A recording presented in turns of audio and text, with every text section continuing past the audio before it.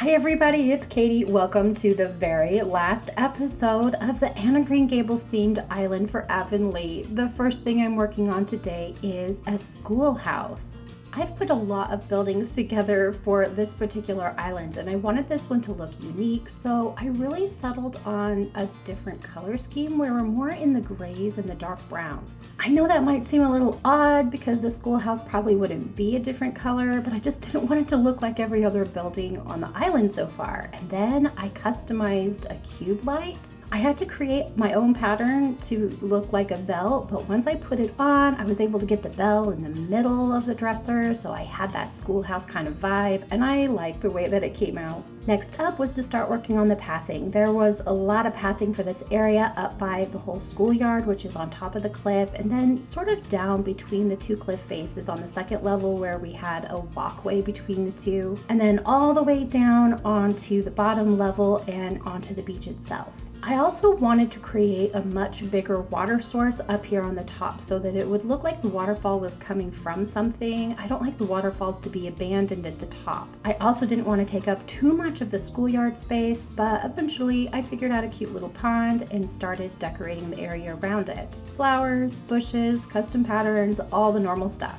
I really am going to miss this island. It is such a storytelling element when I have a character that I really love, and I have these really fun little people with Gilbert and Diana and Anne all on the island. I also really like the style, just the blues and the whites that really pop out on a very natural, very cottagecore style that I haven't done in so long. It just felt peaceful and lovely walking through it. In fact, I am going to have the hardest time resetting the island. By the time you guys see this video, I will have already reset the island, settled on the dream dress and everything, but I'm gonna miss this island. It was really nice to work with such pretty colors and themes, and where I was really building it through spring and summer, it was particularly fun. I have a little bit of a path that wraps all the way around the outside of the school plateau there, and it bumps right up to the back of the Anne of Green Gables farm.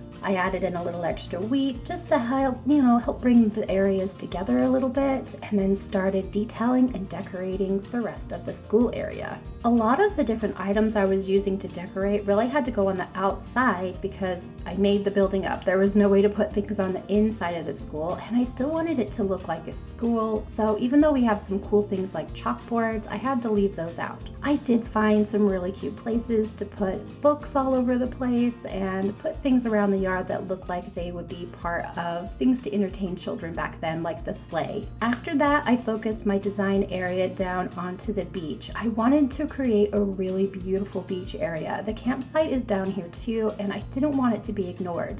I used a lot of the same decorations that I did on other areas of the beach where I have the whitewashed trees and the logs, as well as the little grass standees that I have in the fall tone, and I really like those, but I really wanted to include more. To do that, I added a cave that was turned around to look like rocks. I added some really pretty lights just to make it look whimsical and fun, and then I added some seating areas, benches and stuff, a swing, just to really be a pretty lookout over the water, a little bit of some ocean chairs on some decking below, and then of course all the flowers and everything else that goes with it. To make this area work, I really did have to use the regular path, the path I used on the grass, and I wasn't sure if it was going to work down here, but I liked it. I liked being able to pull the two areas together. Biggest difference happened, of course, when I added the fencing, so I would definitely recommend that if you have a big stretch of beach that you're trying to make room and figure out what to do.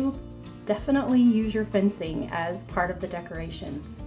Pulling the two areas together really did work well with all of these different things, the codes and the fencing and the flowers and everything, so I was really pleased.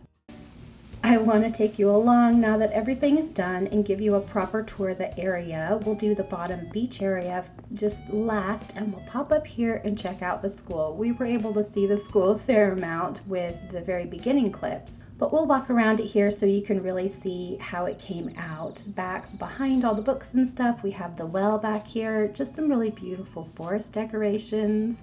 I love the way the little bunny statues fit in the area. The maypole just seemed really perfect, and just some of the cookies and stuff in front. I think it looks like a school. Down from the school area, you can see I really put together a broken up, very simple little path. This is where Anne walks when she's going from Green Gables down to school each morning, and so I want to keep it simple and foresty. Down from that, we have the beautiful area with the path that's right next to the beach. I love the way everything looks with the swing and the flowers back and forth, and just the way that it has a very beach feel without necessarily being empty. I don't know, it's a different thing because it's not a tropical beach. I love it. Felt just cool and almost salty, like you could feel the ocean breeze.